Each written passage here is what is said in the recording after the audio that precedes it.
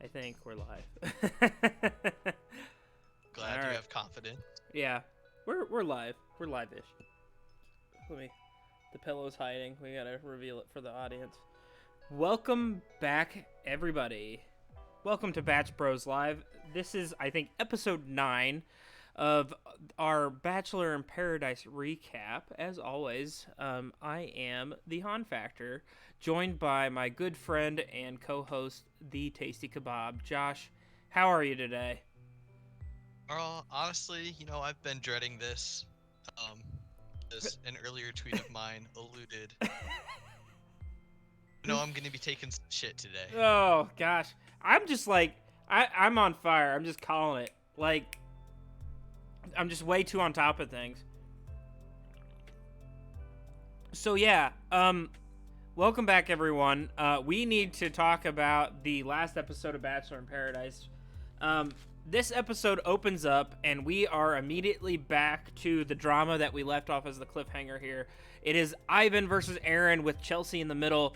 It's a bizarre fight if I've ever seen one. So yeah, it was kind of like the initial argument they got into was kind of like flash in a pan is what I watched. They was heated for a moment. They were up in each other's faces, and then Aaron just kind of ended up walking away, because Ivan said something like, "Oh, what are you gonna do?" And Aaron was like, "Okay, whatever, screw this, I'm out." So, but the details of the fight are very murky to begin with, don't you think, Josh? I don't know that excuse me. I don't know that the details of the fight so much were murky. It was pretty clear what was happening there. Yeah. But the details of everything surrounding it, to me, felt murky. Yeah, I mean, it was. I kept asking myself this question as it was all happening. News, like, where the hell did Chelsea go?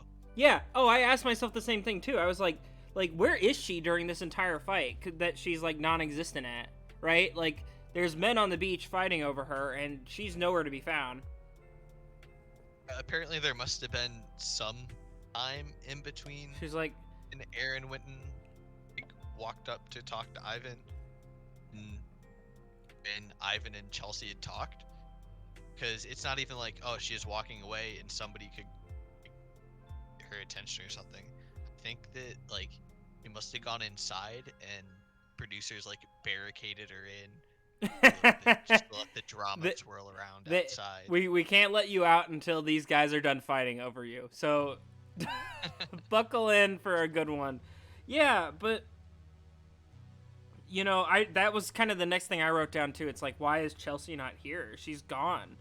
And so she comes back and she's like, what do you mean these two guys are fighting over me? Which seems a little bit, oh, they're fighting over me? It's like you literally just made out with Ivan. Yourself. Yeah. Yeah, like, what do you mean? She knew some shit was going to go down. There wasn't going to be no backlash. Yeah, that's what I thought too. I was like, did you expect this to just go off without a hitch, Like, I can't imagine that you're sitting there like so you make out with Aaron and you're dating, and then you go and you make out with Ivan, who, as far as anybody else can tell, you haven't, like, spoken to once. And, like, you expect that to go well without any consequences? Yeah, of course something's going to come up. So, especially because it's Aaron, who seems very, like, confrontational. And kind of come back after the immediate fight between Aaron and Ivan, with Aaron going and having a conversation, not with Chelsea about what just happened. Actually, maybe because she wasn't there, but I doubt she was his number one to go to anyway. It was James. James was the person he went to talk to about all this. Mm-hmm. About his feelings and about Chelsea. Surprises there, right? Yeah, why should I tell the girl that I'm supposedly dating about my feelings when I can tell my best friend? So that was just kind of like, okay, we get to see him calm down a little bit, talk it out. Well, and after this conversation they have, Aaron makes an attempt to go talk with Ivan again, right? Yeah, that goes very poorly. Yeah, very poorly, and Aaron looked a lot more mature, even though he walked away with egg on his face after this. But yeah, like I didn't think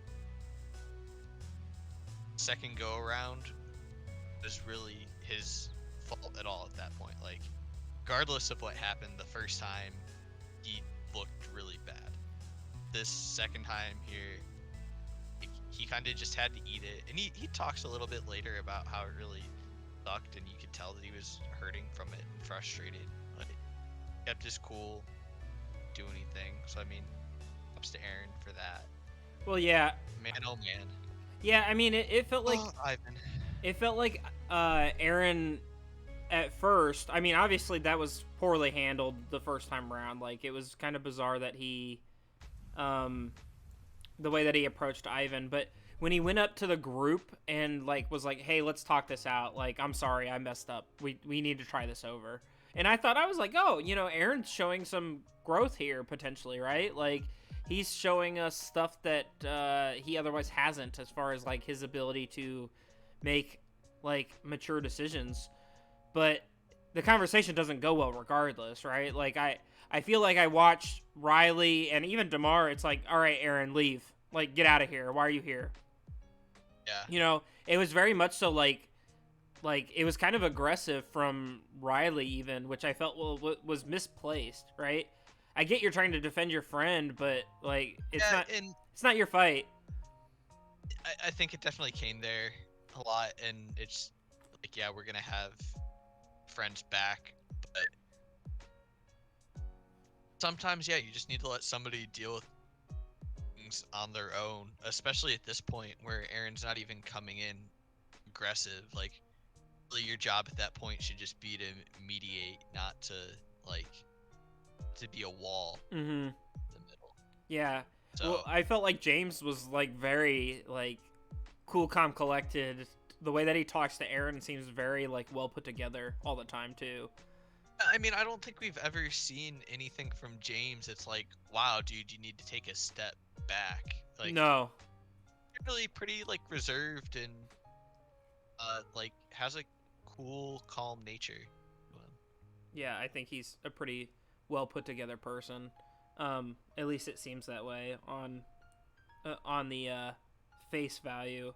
But yeah, I mean, this is kind of where it gets sticky though too, Josh, because we get Ivan saying things like Chelsea pulled me, and his story seems to be kind of riddled with half-truths and really not well put together and very confusing. Yeah. And it eventually comes out because Chelsea hits the beach. He pivoted to the Chelsea asked me thing and kind of just stuck to that. And with that being said, it makes it very hard for anyone to come at him with like something truly aggressive there. Like, can't blame him for like taking a shot at something with someone else approaching. Mm-hmm. So then he's sticking to his word. But as soon as it gets spun the other way, it's clear he's not. The first time he said it, just like kind of tilted my head. I'm like, wait. I don't remember seeing it that way. Yeah, I'm like, I don't remember that part. I'm pretty sure you went and pulled her. You're gonna put up a replay eventually, and lo and behold, they do. And he very clearly went up to Chelsea. Oh, I mean, it was just bad from the beginning, and I'm just like, oh, come on, man. And he kept repeating it, and he knew what he was doing at that point. I think so too. I think it was very clear. It wasn't like misspeaking or anything.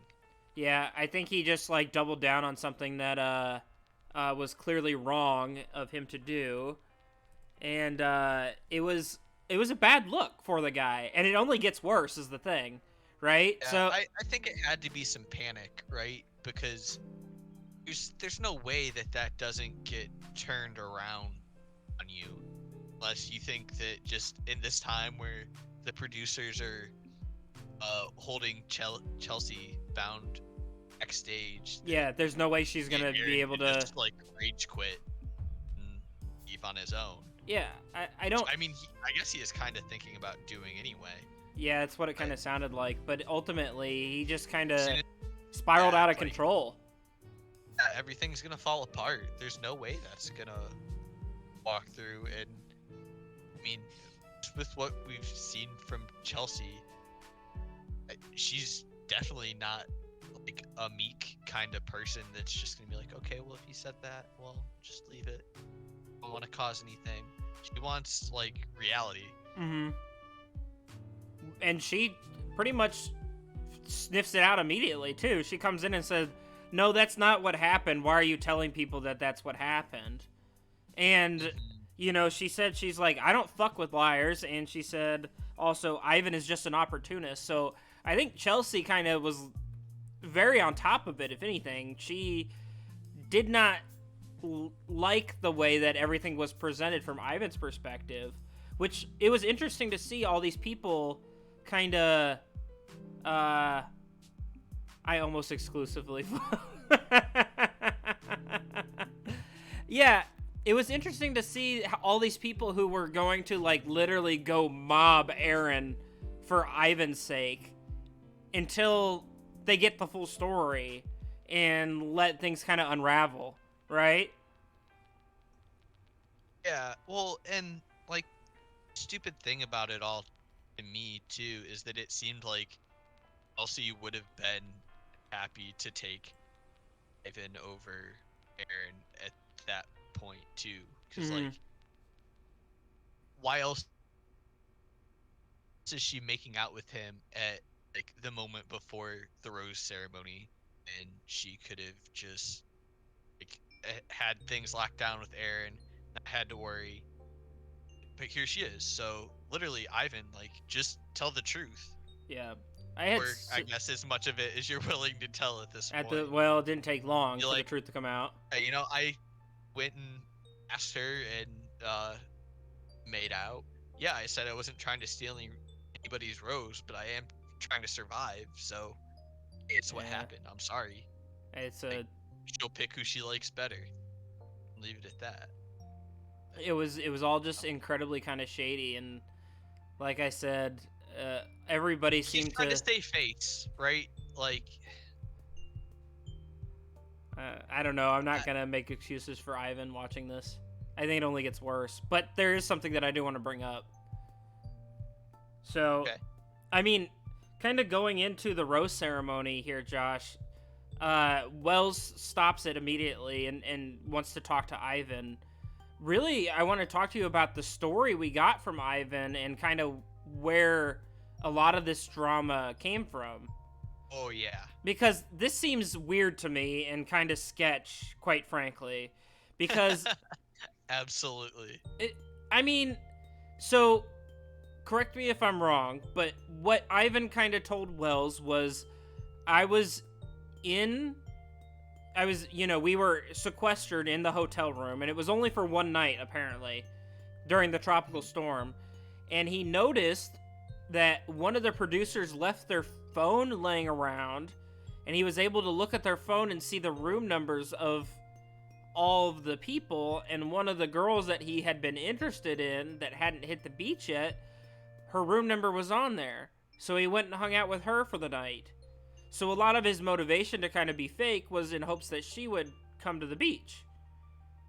Which I'm just kind of trying to piece together how this producer supposedly just happened to leave her phone or his phone on the like in the room unattended and available, that he could just open it up.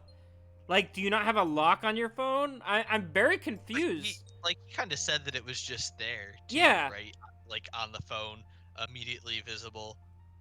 So listen, I have a little bit of background here. You do? From the research I did. Okay, tell me, because I'm very confused by this whole thing. I was lost while he was explaining this too, being like, really, this doesn't seem right. But apparently, producers give every room a phone so that they can contact the producers in case they need to. Mm-hmm. Apparently in some limited capacity, I guess. Which is also weird, because if like you leave iPhones in there, that means they have access to the internet. Yeah. Still. which they're not supposed to do, which is weird. I guess it's like an honor system between whoever like, you're rooming with and like the producers and stuff. Just like, okay, we're watching each other Mm-hmm. and we'll let you know. Uh, yeah. So apparently the phones are supposed to be sitting in the room. Mm-hmm. That explains half of it. Then yeah, the other half is definitely like, okay, how the hell is that information just up there? I mean, there's one of two possibilities left to me. It's Mm-hmm. either Ivan went digging through the phone, Yeah.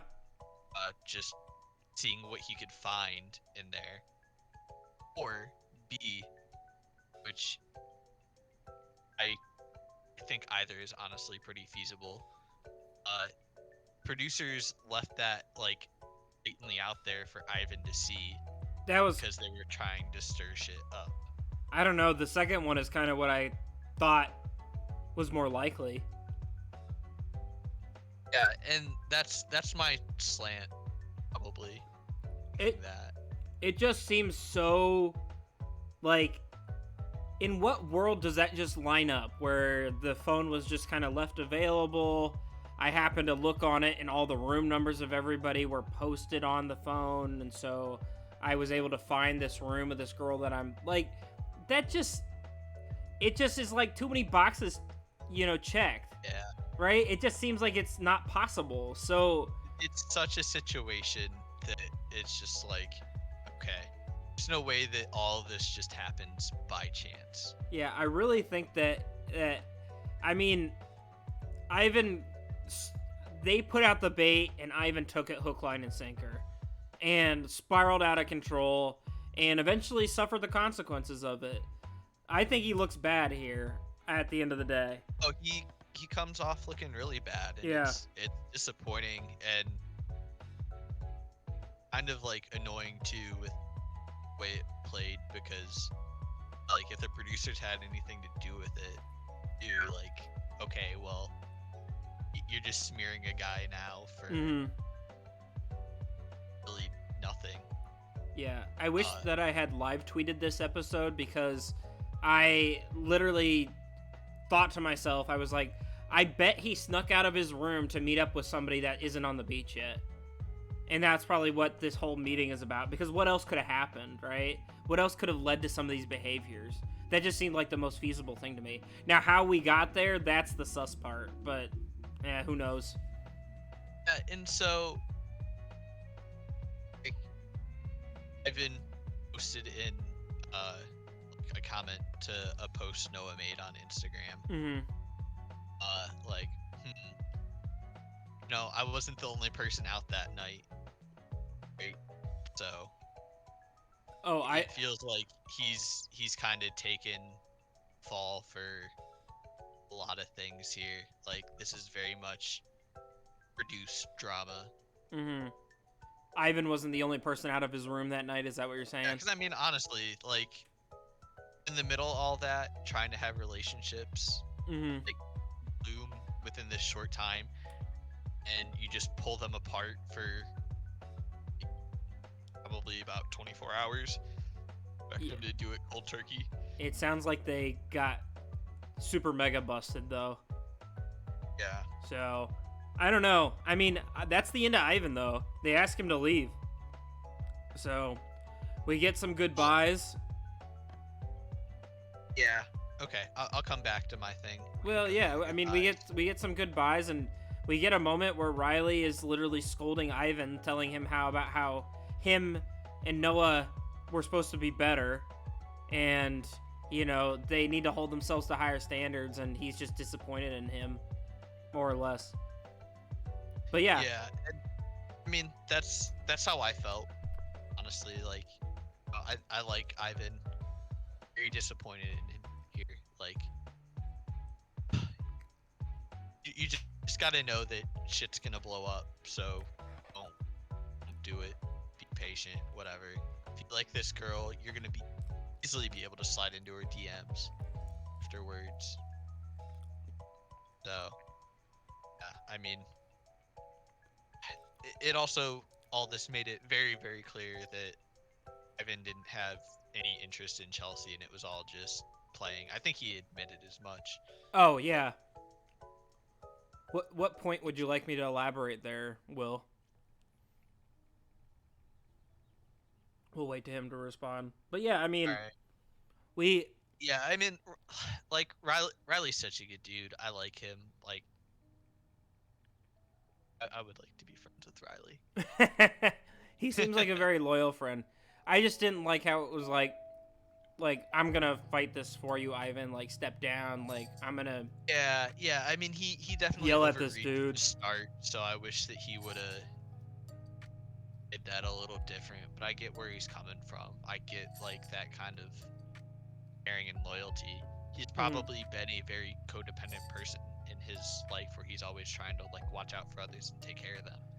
Sometimes the best thing you can do for somebody else is to let them fight their own battles, Yeah. learn on their own. So, shall we talk about the rose ceremony then?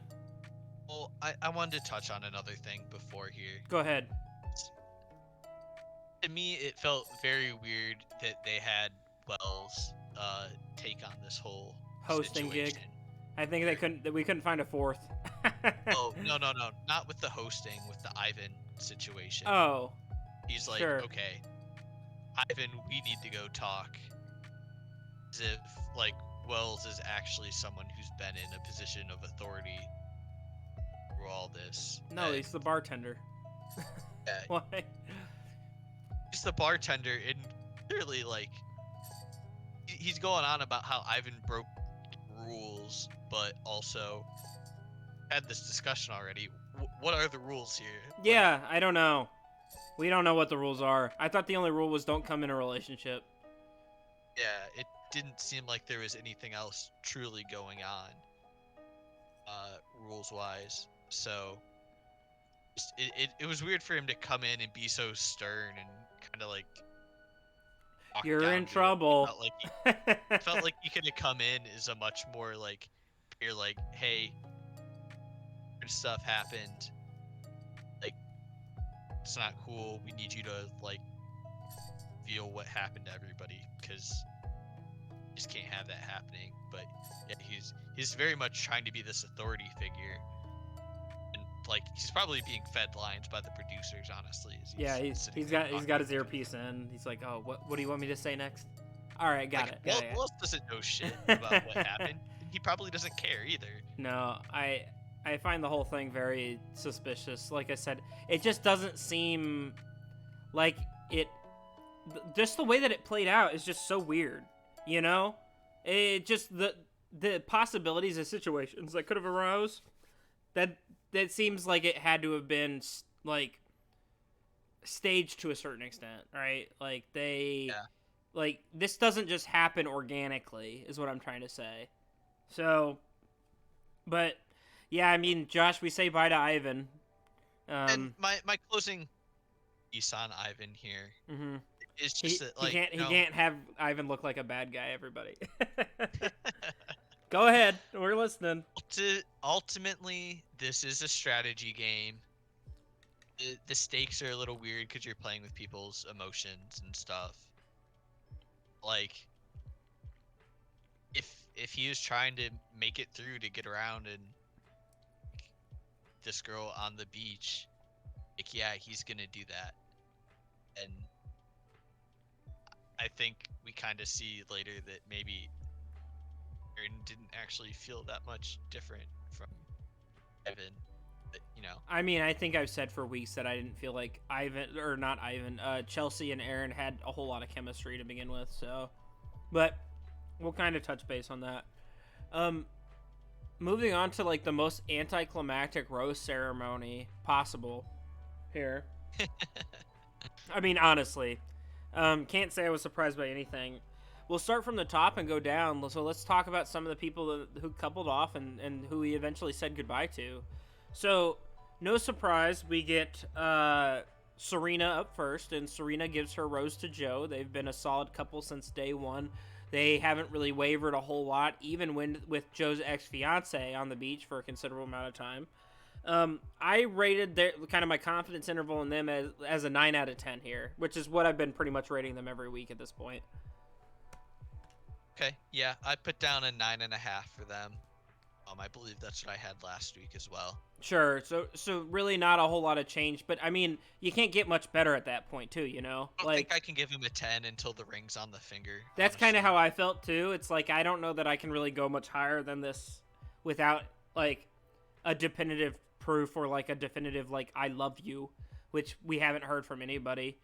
Um but We're yeah, not going to hear from anybody until those rings are out. we will see.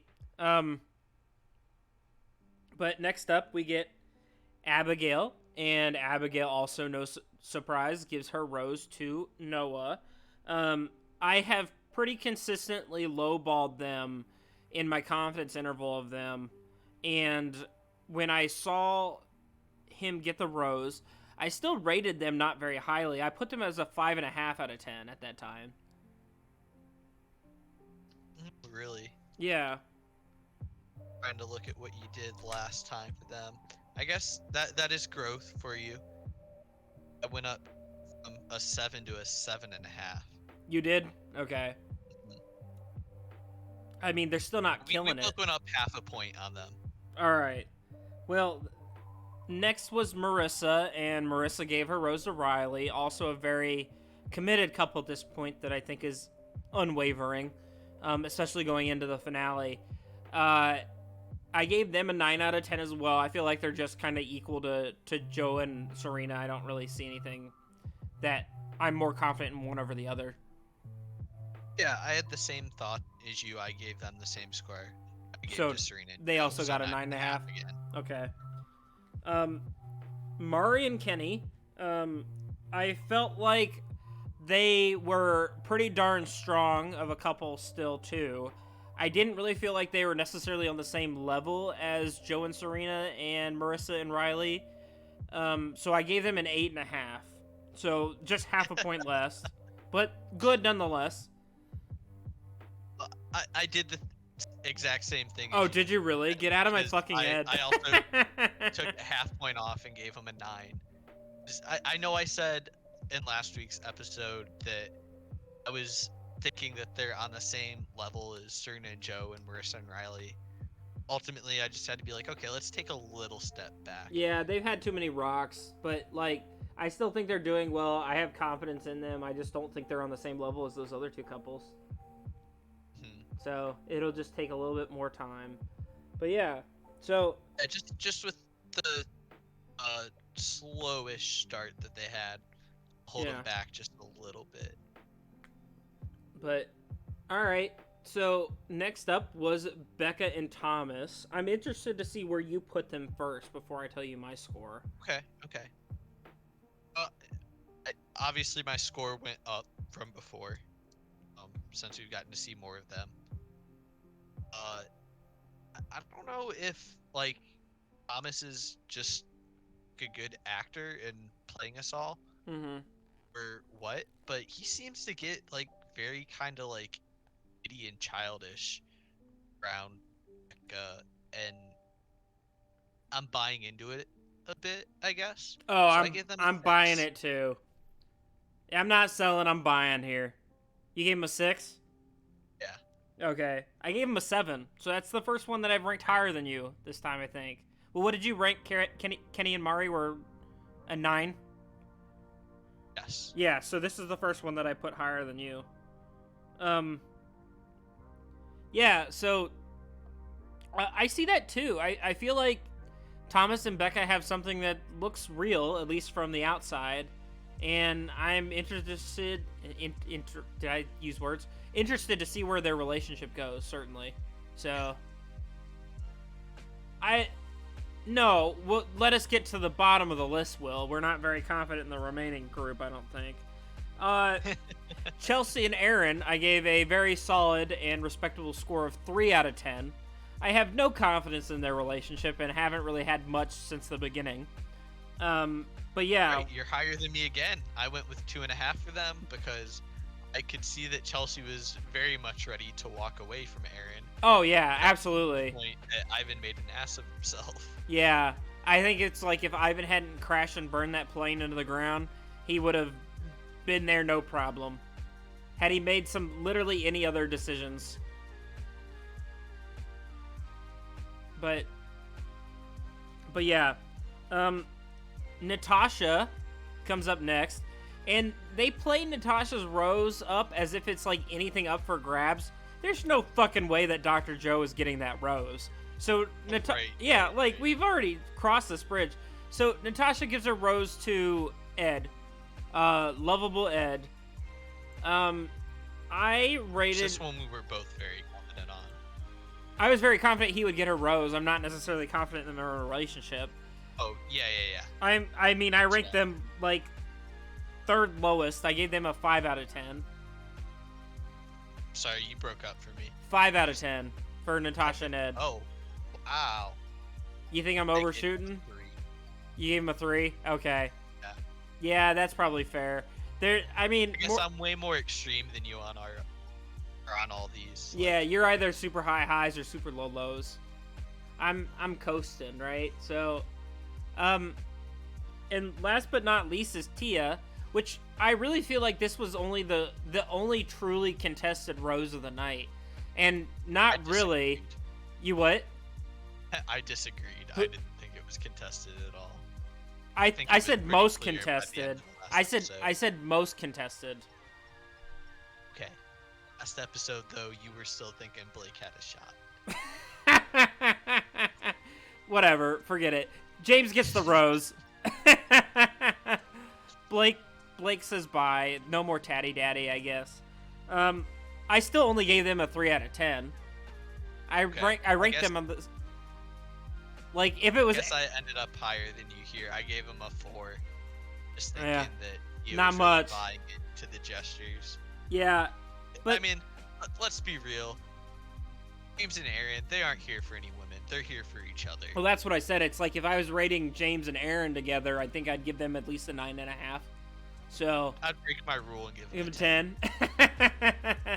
But yeah, so Josh, after the rose ceremony, that puts kind of our collective confidence as we are most confident in Joe and Serena and Riley and Marissa at a 9.25 out of 10. Those two couples took first.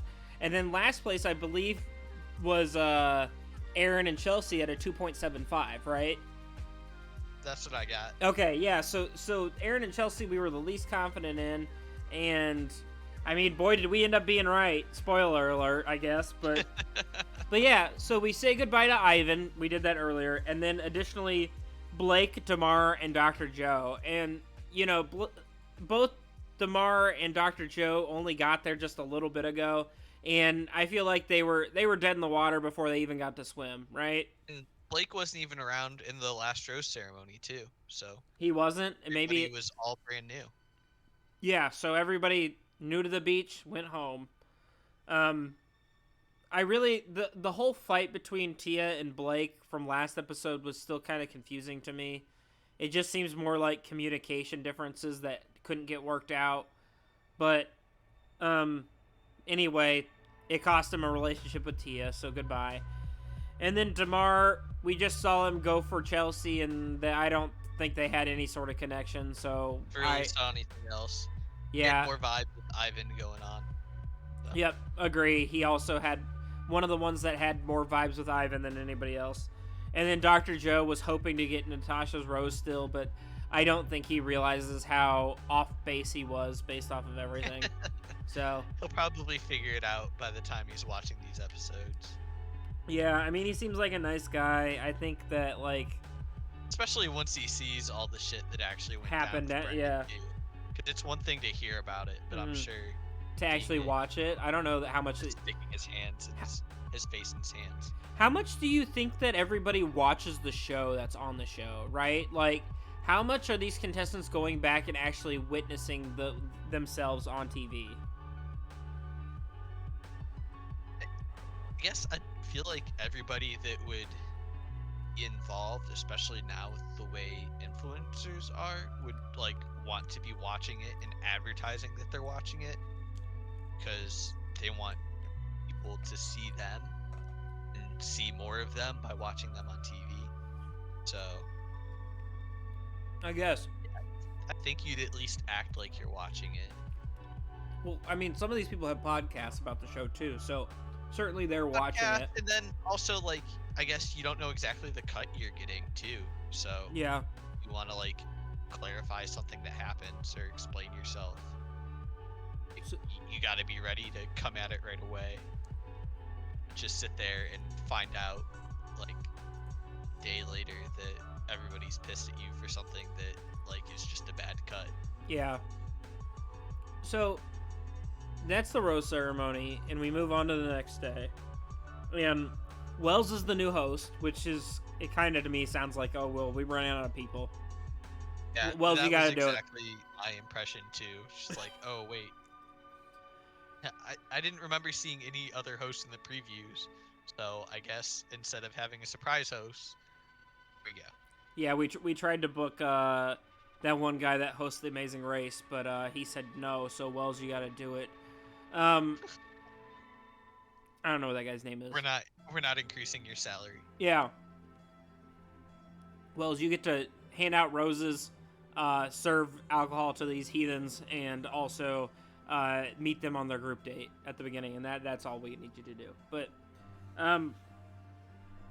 yeah, I don't really have a whole lot to say. I mean, Wells is doing great. I like Wells, but I don't think they're. I mean, it once again, it just feels like he's the host because they didn't have anybody else to do it. Kenny and Mari, Josh. It kind of goes to them next, I feel like.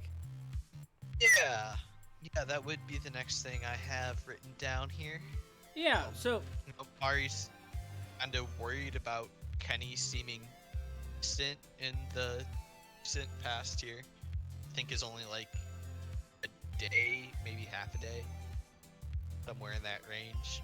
well, Kenny starts talking about how they don't have passion in their relationship anymore. Which is interesting after we watched him lick a fucking shit ton of sour cream off her body.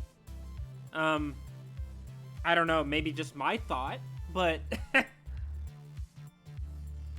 with what we saw, I was very confused with that because, I mean, everything happened so quick. Yeah, it feels like they were just on that date a second ago. So like, you know, somebody could be in a different mood for like a few hours, and that's enough time here where it seems like it's catastrophic now. Apparently. yeah, I don't know. It just seemed like, oh, why are you guys having problems? You guys seemed like everything was fine. You know, what's the issue here, really? I was really confused here with all this, and I was honestly kind of leaning towards wondering if Kenny was getting cold feet at this point. That's what it seemed like, did it not? Yeah, like I think he was kind of having an oh shit moment all of a sudden where he's like, man, this is about to end an engagement. Mm-hmm. I don't know if I actually do want that. I had a good time, but it seems a lot realer when it's right in front of your face. Yeah, I guess when it becomes an actual possibility, you start thinking about things a little bit differently. But it just seemed so odd because Kenny and Mari seemed like such a for sure thing the last, episode and a half, 2 episodes. Since they got back together. Yeah, and now they're just having all these problems. It doesn't seem to make much sense. But anyway, we'll kind of circle back to them a little bit later because it kind of diverges from them and leaves them on this cliffhanger of like, oh, we're kind of on the rocks. We bring down a new person. We bring down Anna from Matt James's season of The Bachelor. And what do you remember of Anna? What do you think of her? Just kind of give me your updates. Well, as she mentioned, she made some weird faces, and I was not a fan of hers. Mm-hmm. She was kind of bitchy and catty, and kind of weak in my opinion. And someone please correct me if I'm wrong, because I do not want to spread misinformation.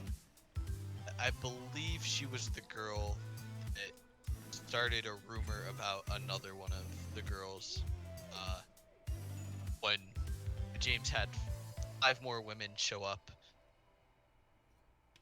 night of her rose ceremony, I believe. Mm-hmm.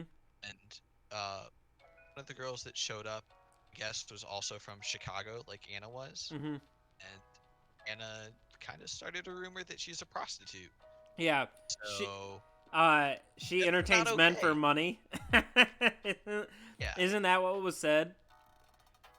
that was one of the quotes. It's but she made this face a lot, right? Like with her teeth. She entertains men she makes for a lot money. she makes a lot of faces, and I'm really not a big fan.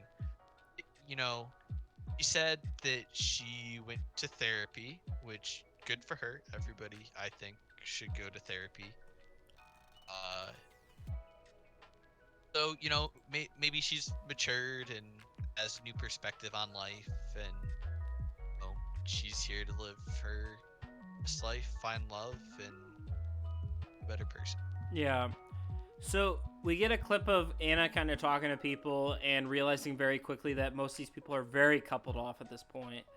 But she decides to ask James on a date, and he agrees. And so Anna and James seem to be kind of the new item.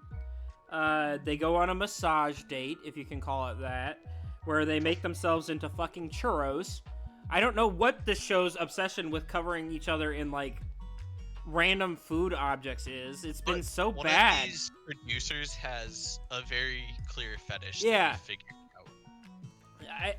Why do we have to cover ourselves in food every episode? Why? Like, it just keeps happening. I don't understand it. I really don't. I do not. They need to pass responsibilities for planning these dates to a different producer, because whoever's coming up with this just bad enough. Won't ruin my meals. I literally wrote down, I said, just let them get massages, damn it. Like, these people want massages. Let them get massages. Do they have to? They don't need to be covered in cinnamon sugar and chocolate sauce in 400 degrees of weather, which is disgusting. This was by far the weirdest one I've seen so far. Yeah, roll around in this sandbox full of cinnamon sugar. Hope you have a good time. Well, yeah, and it's like cover each other in this stuff. Yeah. And like, we're not giving you actual massages. We're letting you massage each other. Or then we're letting a snake massage. I know. I was getting there. Trust me. It's like, oh, what do we have for the budget for? We've got budget for 2 large ball pythons that we can just let crawl on your back. What the fuck? Yeah, very, very relaxing. Sure. Anyway, eventually, after we watch them cover each other in food items and then watch a snake crawl over them for some reason, we do get a small glimpse into them having a conversation. And they didn't really say anything that I felt like was super meaningful on their date, but I felt like they had good chemistry, honestly. I kind of liked the way that I saw them interacting with each other. Yeah, I mean, I didn't think anything bad about them. I'm happy they got to go spend time in the hot tub as opposed to, like, here's a hot tub of Jell-O. I know. Filled with snakes.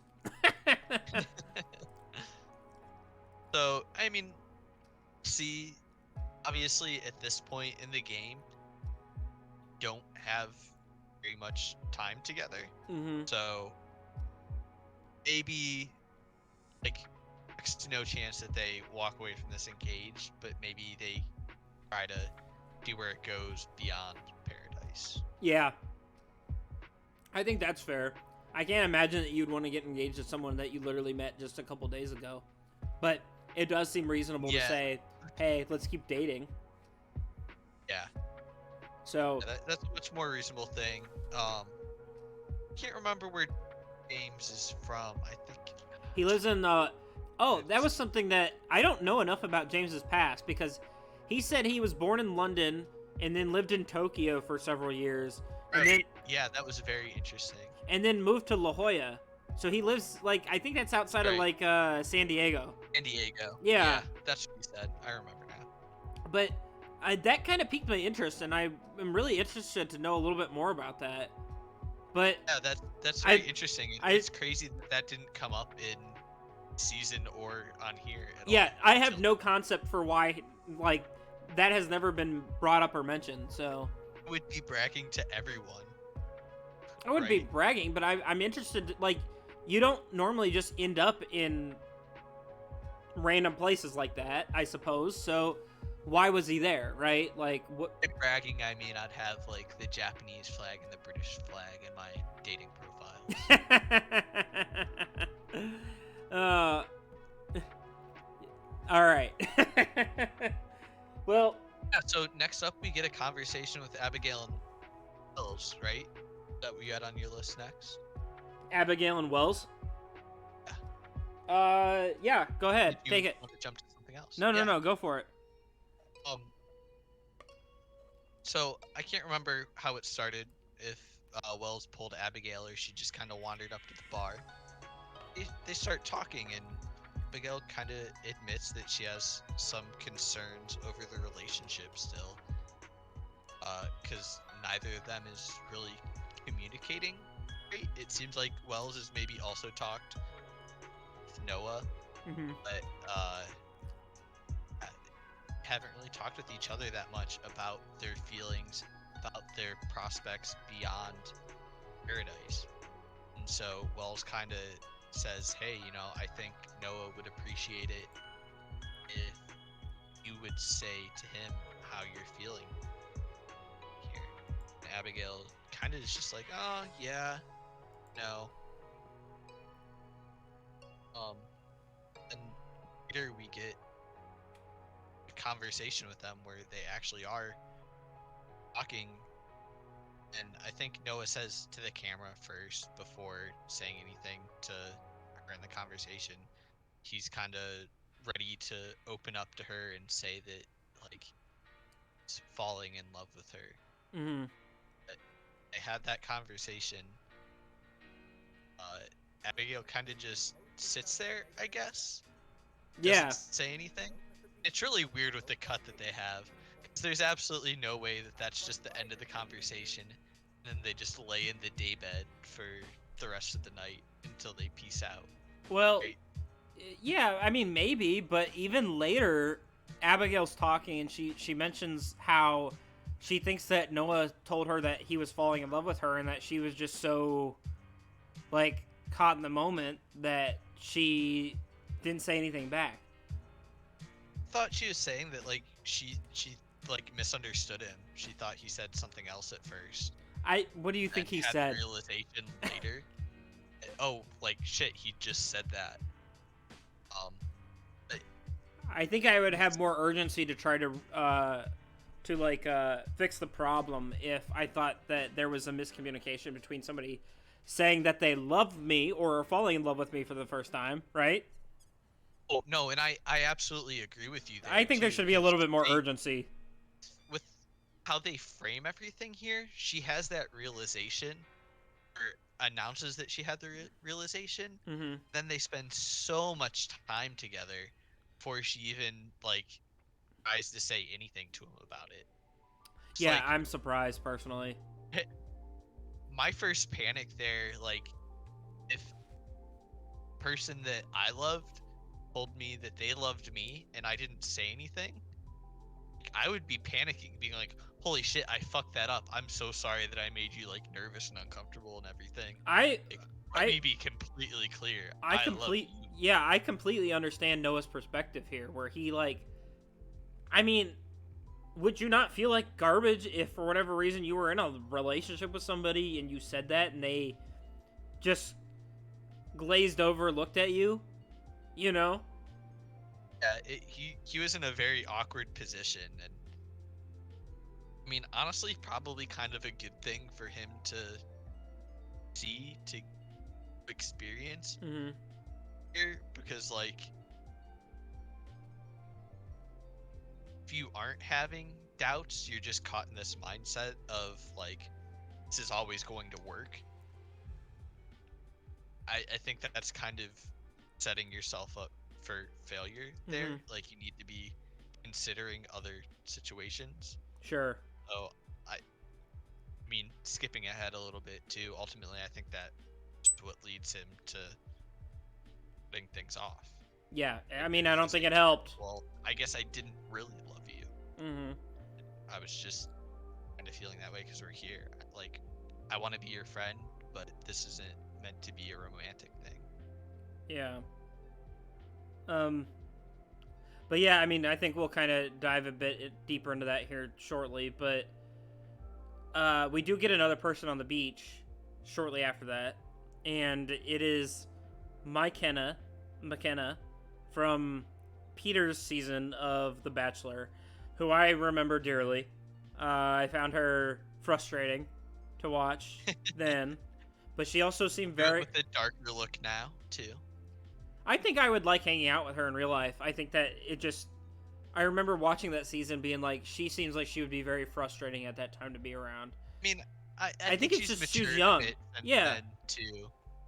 Yeah, and apparently, for those who didn't see that season, her and Tammy ended up going on a 2v1 date with Peter, date to the death. Fight to the death. Kind of ended up coming out on top immediately the date, but then she was sent home later that evening. Yeah, she didn't really. There was no winner in there. But yeah, McKenna's back, and apparently, Tammy and McKenna are now actually close friends. I think so. And Tammy doesn't feel so enraged that McKenna cries all the time, because Tammy now cries all the time too. There were a lot of I saw tears that on this from, beach. like, Tammy's Instagram. Just had to include that because my girl Tammy. Gotta represent. But yeah, so we see McKenna trying to talk to the men on the beach, and currently the only single one is on a date with Anna, so it's quite a complicated situation. So she eventually settles on Aaron, who just tells her, hey, I'm not really in the headspace right now. I've kind of had a bad couple days. I don't really think it'd be fair to you if I went on this date with you. I think I'm gonna pass. I'm not really emotionally available. I don't want to waste your time. Yeah.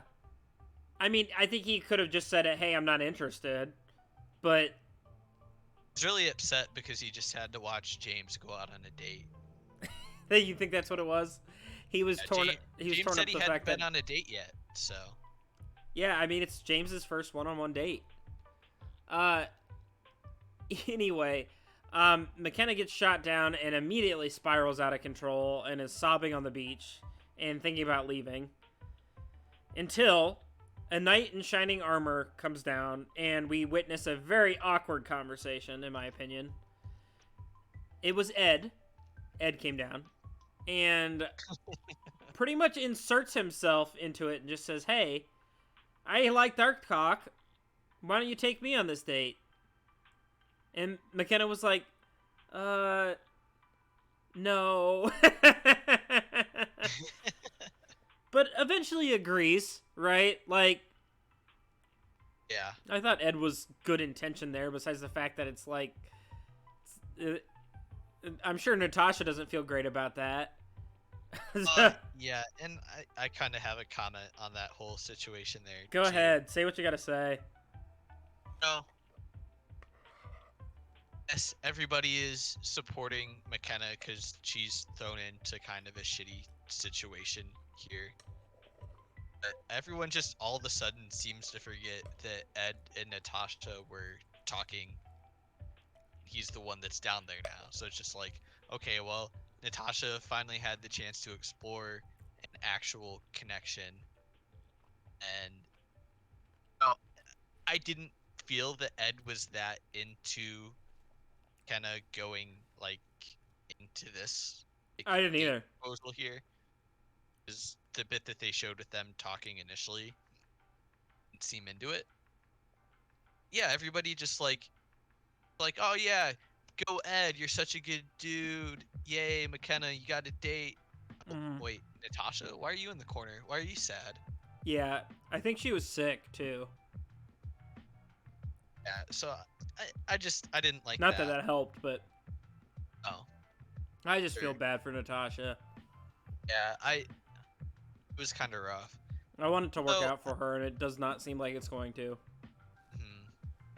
And I guess for the date, like spoilers, I felt like it went decently well. Like they seemed to have at least as much of, if not more of a connection than Tasha and Ed did. They have the recency bias too. Yeah. So like put it in the front.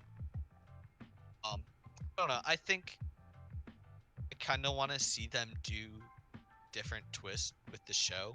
Mm-hmm. My understanding is that this is how it like kind of always is, where they just keep bringing in new people till the end. But really, at like, the end of the show here, everybody's going to be pretty much in a lockdown relationship. Maybe a few people still available.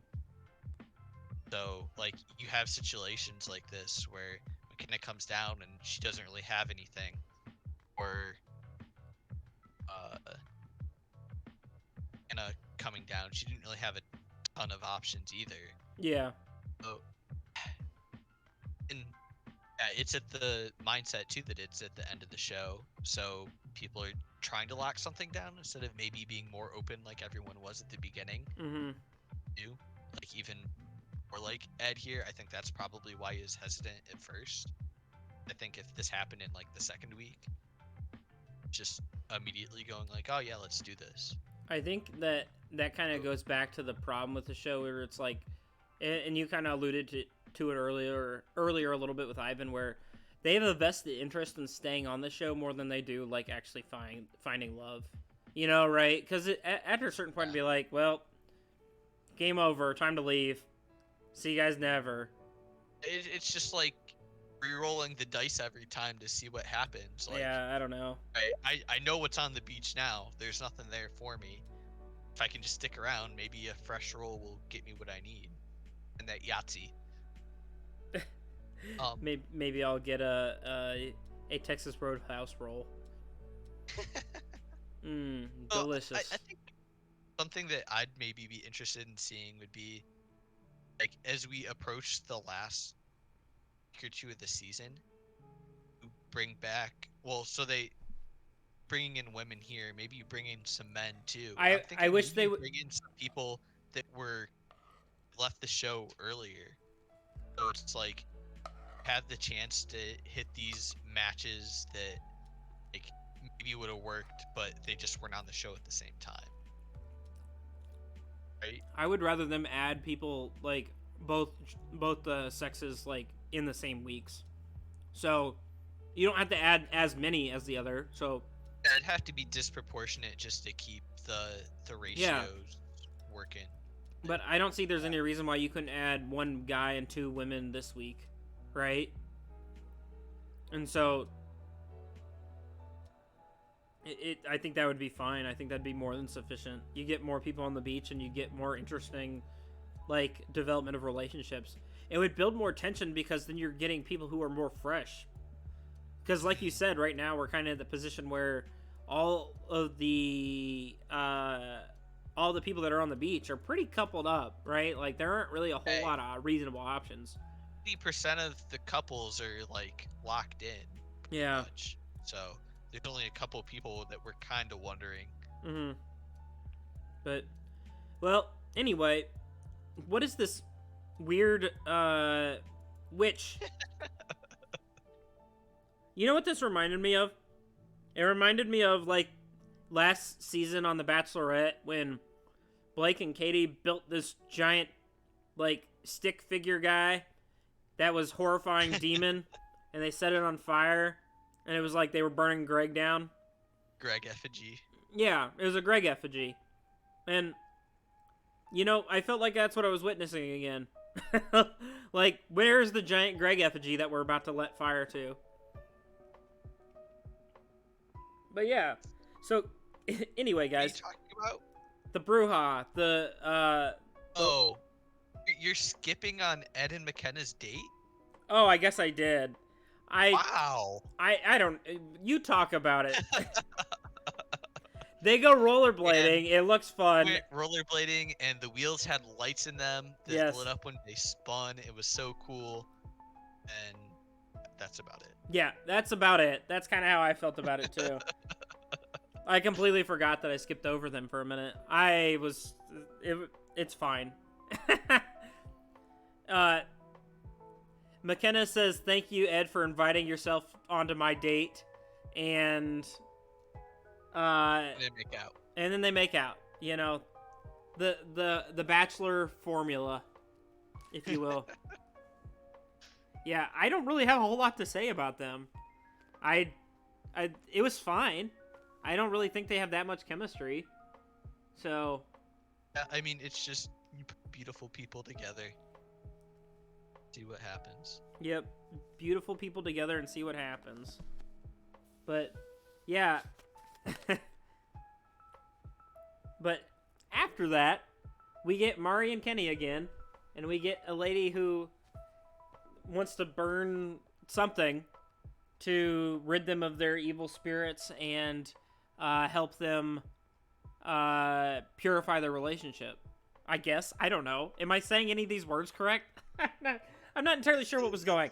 Sounds about right. Yeah, I was, like I said, anticipating another Greg effigy that we were going to burn to the ground. So when I didn't get that, I was disappointed. But yeah, there were a group of people that were standing here watching this whole thing go on since it was like right in the beach in front of them.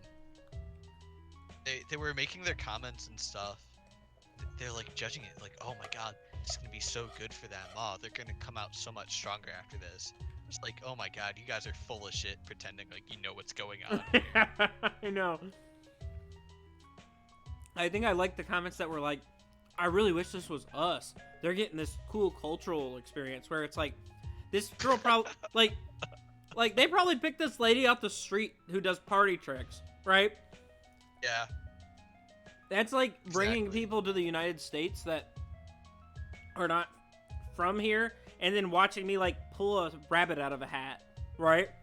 Welcome It's like to my the culture. New York City street performers. Like, you can go and meet Elmo and Spider-Man. That's, I Get groped by him. Yeah, I didn't get it. I don't know. I don't know if I buy that this was truly a cultural experience like they painted it to be either. Yeah, So- they did like some weird smoke shit where they like got this candle, incense, whatever. I was waiting for Elves to like blew smoke up each other's holes and then looked into these obsidian mirrors, which are black and at nighttime, so I don't know that you're really seeing anything. Way. Then there's like person candle thing. I definitely thought was like a vibrator at first. So I didn't understand what was going on at all. No, I didn't either. I hated it. Do you not think that candle looked a little phallic? Oh, like, absolutely. so than I a was- regular candle. I was waiting for the moment when she was gonna bring out the the hummus spread that they could spread on top of each other and lick it off while they burn. After Kenny gets naked. Yeah, and he gets naked. We burn some sage over him, and I don't even know what else to say. It was ridiculous. I don't think that was like truly. I don't want to make light of it, the situation, or make fun of it, but it really did not feel like it really felt like they just they paid this woman to be like, yeah, pretend to give them a cultural experience so they can fix their relationship. You know, I hope it was meaningful. I to do. them. I do too. Yeah, it just doesn't seem like something that I would be very into if I'm on the rocks with my significant other. Yeah, it was just another bizarre thing. So, what are you talking about? There's a part of the episode where they bring in a bruja, which is, I suppose, like culturally somebody who's from Mexico that's a witch, to help like. Spanish for witch. They called her a priestess. So what the fuck is it? Anyway, Yeah, she it's a good burns. question. She burns some stuff and has him do some things to like try to fix the relationship. It seemed to work, I guess. So whatever, but But yeah.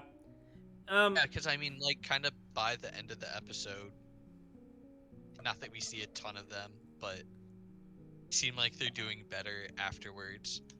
Maybe they just needed like a second to get out of their own heads. At all Mm-hmm. was kind of my take. Oh, I think so. So yeah, then from there, Prom? next day, we get Serena and Abigail directed over to the Rose Palapa, The Palapa. where they find an invitation for the totally 80s prom Yep. that's going to be happening that night. Ooh. It's kind of awkward because I think Kenny probably did go to prom in the 1980s. Right? Yeah, so I was like sitting there doing the math, thinking like, It's okay, pretty close. Peter even really experienced the 80s.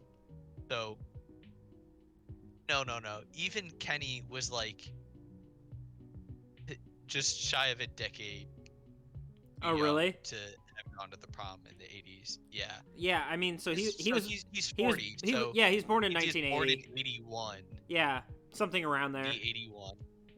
So like he was He didn't go to prom in the 80s. I get it. the adolescence, the end of the 80s. Yeah. He went to prom in the 90s.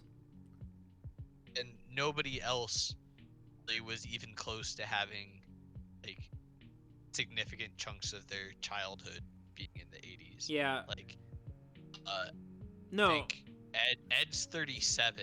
Ed should be the second Going oldest. back to being born in like 1984, so he has a few like young childhood memories, but like, even then, all of his schooling really took place in the 90s. Yeah. Yeah, I mean, so we get to see everybody going to prom, and they get to dress up in their fun 80s clothing. First question, do you think Noah owned that, or they supplied that to him? God, I hope he didn't fucking own it, but I also hope he didn't pick it out.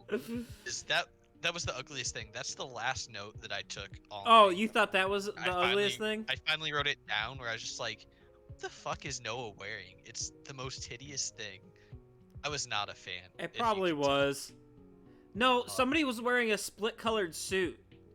Like, yeah, so I had a joke who was that? about James? James, like Two-Face with his yeah, suit that looked like that looked ridiculous. I thought that was worse.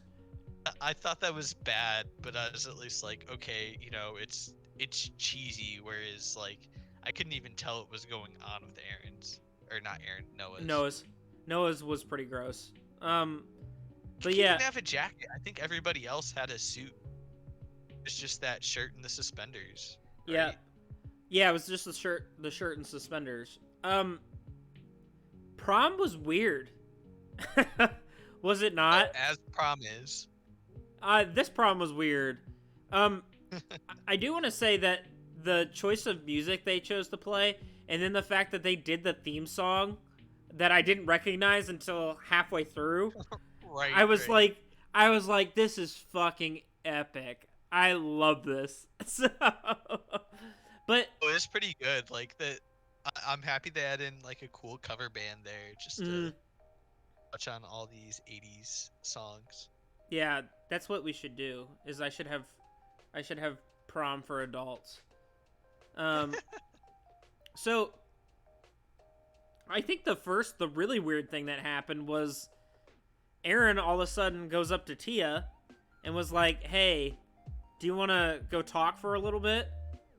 And all of a sudden, Aaron and Tia are making out outside the premises, if you will, not on the dance floor.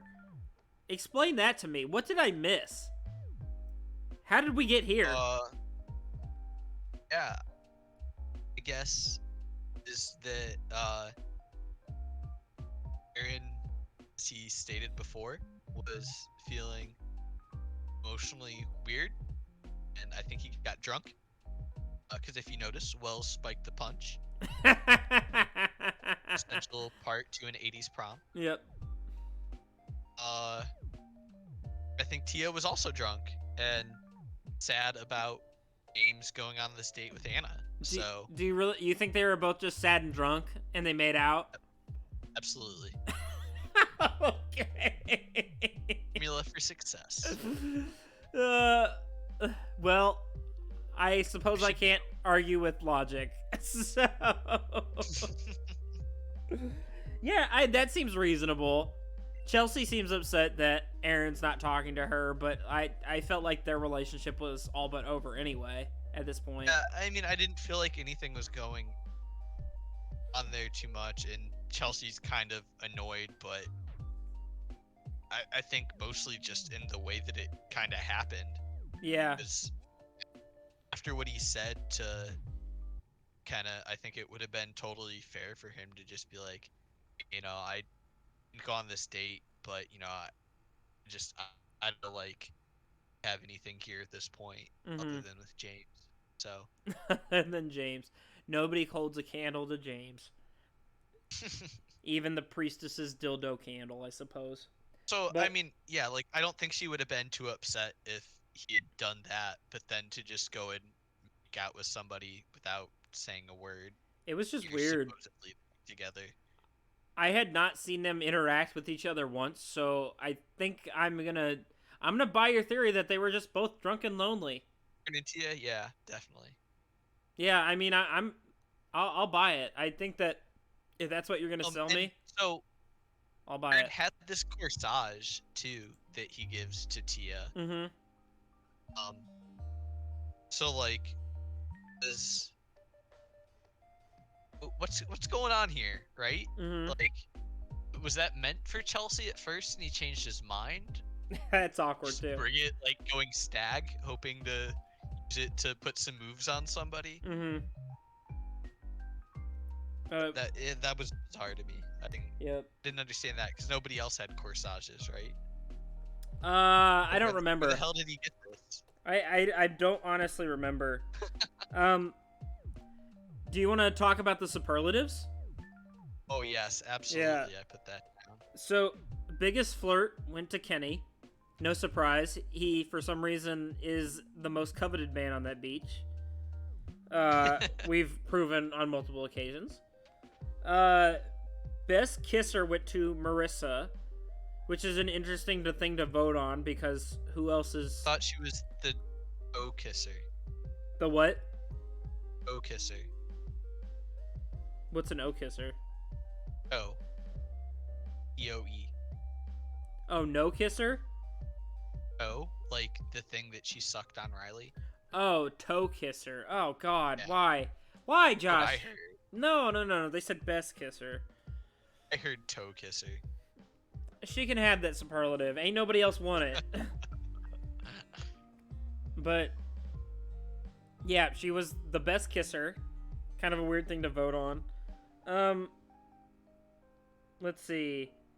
I wrote down the Happily Ever After award, more or less went to Abigail and Noah. Yep. And the King and Queen were Joe and Serena. So, I was happy with the way the awards went out, I suppose. I don't know who else would get any of these awards. I didn't understand the distinction. You're like most likely to live happily ever after versus King and Queen. Yeah, I think they just like wanted to. They wanted to recognize. So yeah, go ahead. Sorry. two of your favorite couples there. Yep. But I felt like they could have come up with some more because there weren't that many. But yeah, I mean, probably just got a little cut of it. yeah. But after the superlatives, I'd like to reference something that I tweeted to you a couple days ago. Are you familiar? I am familiar, but Let's see. show is not over, my friend. No, I just predicted what was gonna happen. Where's this? Yeah, so there you go. Bachelor in Paradise. I'm saying, go ahead. Get your tweet out there. Abigail and Noah. Thoughts? What was your response? You said, hell nah. Oh yes, that is what I said. Exactly. It's exactly what you said. And thus we see another relationship spiral out of control and a breakup between Abigail and Noah, which was the big surprise of the episode and how the episode ended. Um, More or less, kind of what I watched on the TV, Josh, is I watched Noah say multiple times that he goes, I like you, I like hanging out with you, but if I'm being honest, I don't feel like you're my person. And I feel like a lot of that came from the several miscommunications they had, and the fact that he felt not reassured at all when he was professing his feelings towards her. Yeah. Well, so before I get into the serious conversation, Okay. my response verbatim was, "My guess is that there are a few breakups. Hashtag wait to see. Hashtag Bachelor in Paradise." What a So non-committal answer. I didn't disagree with you about Noah and Abigail. I just also think that all these perfect couples that we see together are not going to last through an engagement too. That's what I I was. don't think that some of them will last after the show, but I think that they'll make it to engagement. I So think every other couple is going to no, get engaged. no, I think that Every Joe one and of the other power couples. I guess we're going to the finale, so we should probably. Here's who I think is going to get engaged at the end of this. All right, you listening? Mhm. I think that Joe and Serena are getting engaged. I think that Marissa and Riley are getting engaged. And I'm very torn about Kenny and Mari. I could see them getting engaged, but then breaking up by the time we do all the reunion shit. Like, I don't think they'll last the long run. Is there a like after the final rose for I don't know. Paradise? I don't know off the top of my head. Okay. Yeah, that's what I'll say that. And I don't think there's a chance in hell that any of the rest of these couples get engaged. I think Becca and Thomas might get engaged. I don't. I think that they would continue dating. Is that an option? Are you allowed to do that? Yeah, I officially? think that they'll continue dating, but I don't think they'll get engaged. All right. I'll say that. Yes. I'll say that about Kenny and Mari too. Yeah, that's fair. Yeah, I'm gonna go I with. think Kenny and Mario will get engaged. I'll go with 2 engagements. I'll go with Joe and Serena and Riley Marissa, and then I'd say that those two, the other 2 couples that are reasonable, Thomas and Becca and Kenny and Mari, will be dating still, but not necessarily get engaged. Just, my point was that I still expect some sort of curveball. Like, rarely things ever just play out as simply as you would expect. Yep, not straightforward So- enough. And I mean, like, we've only been getting the angle that the producers have been giving us all season. Sure. There's probably something bubbling underneath that we have not been allowed to witness to this point. Bubbling underneath. Yeah, for the Abigail Noah situation, to kind of bounce back to that so I can give my serious opinions on it. Yeah, go ahead. Like, I've mentioned since the beginning that we have our concerns with this relationship because they never really seemed as rock solid as the people around them kept saying they were. Yeah. Oh, I felt that way from. So, yeah, like, definitely a cute couple, but like, I don't know that they were a couple that like you so much aspired to be. Like, they never really seemed like they got that connection, even when they sorted through their Issues. that they were Yeah. experiencing. Still kind of like, okay, well, kind of just gonna go on. We'll act a little differently, but we're kind of just like ignoring the whole situation there. Mhm. Pretend like it's good because we're in paradise and it's nice. We should work in theory. It's kind of how I saw it, but yeah, like was saying a few times, I don't think that you're my person, and Abigail finally snapped, and she's like, if you say it more, that only makes it hurt more. You Yeah. realize that, right? I kind of was like, all right, I think you got your point across. Um, yeah, I mean, I obviously wasn't surprised because it's what I predicted would happen.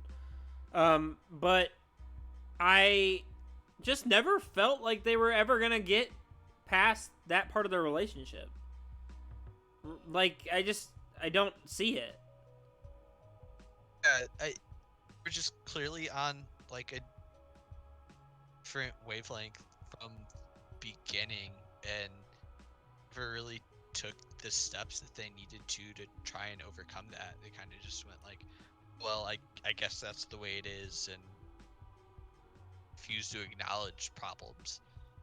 Yeah, I think it kind of, well, she says towards the end too, where it's like, the other day you were hoping that, it was more or less like, I can get there with you, right? Because Noah seems more invested, excuse me, in the relationship than Abigail does to a certain extent, right? So, or he's more emotionally invested and is kind of more serious about the relationship than she is. And I think she's still very much like hesitant to herself be open and vulnerable. I think if she I think, had it her way, she'd be friends with him for 9 years and then they maybe would date. oh yeah, I mean With that whole friend zoning thing and all that she stuff. mentioned at the beginning that she's put a bunch of guys in the friend zone, so it's just like, well, hey, we can hang out. Oh, we're making out. Oh, you wanted to date? You wanted to be exclusive and serious? I'm not sure. Uh, well, I guess been sitting here twiddling my thumbs, kicking my feet, and you found another woman in that time. That's fine. I wasn't interested in you anyway. It's cool. I wasn't It's interested kind of like anyway. I read on her psyche through all that. Yeah, I don't know. It just seemed like a long time coming to me. So when they broke up, I just wasn't particularly surprised. I feel like I feel like Abigail needs somebody to be very direct and challenge her through that. But it's kind of a weird situation because I feel like also if you start out a relationship like that, Mm. it's a very easy way to just push somebody Away. away. Yeah, It's I like, see oh that well, too. if you're gonna act like that, I don't have to take this. There's no emotional investment here. Mm-hmm.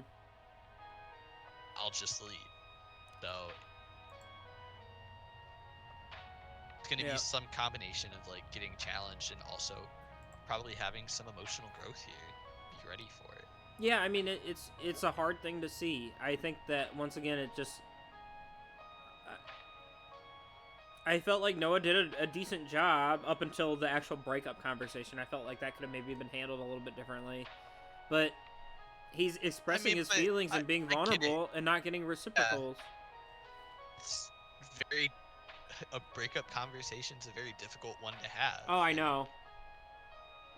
also, I imagine he wasn't just like staying sober through the night too. I'm sure he'd been No. drinking a little bit at that point. Well, And maybe that that wasn't always the best time to do it then. makes it a little bit Hey, more difficult to put your words together. hey, I'm drunk. Let's break up.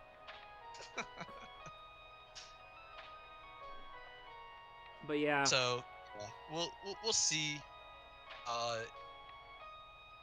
if either of them make any moves on anybody else next week, but and they seems may like get they're back just gonna kind of together. awkwardly be hanging out around everybody.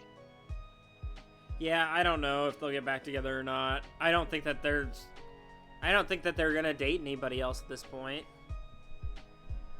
Come on, Ode. Yeah. But yeah, I mean, and that's the episode, really, Josh. Um, what predictions do you have going into next week, the finale? I think I kind of gave as specific of a prediction as I can give. Yeah, At this point, I don't have any like hot takes or anything. I just think that there's gonna be some sort of curveball that will ruin the balance of at least one of the relationships that we've come to feel comfortable with.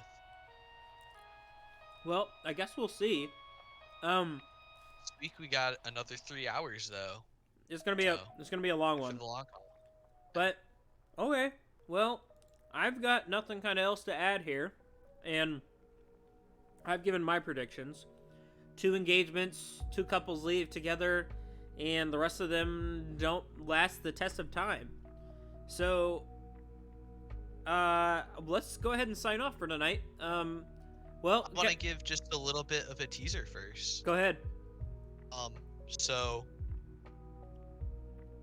we are now 2 weeks away from Michelle's season of The Bachelorette. Yes. It looks like Tasha is back hosting. I think Caitlin's back too.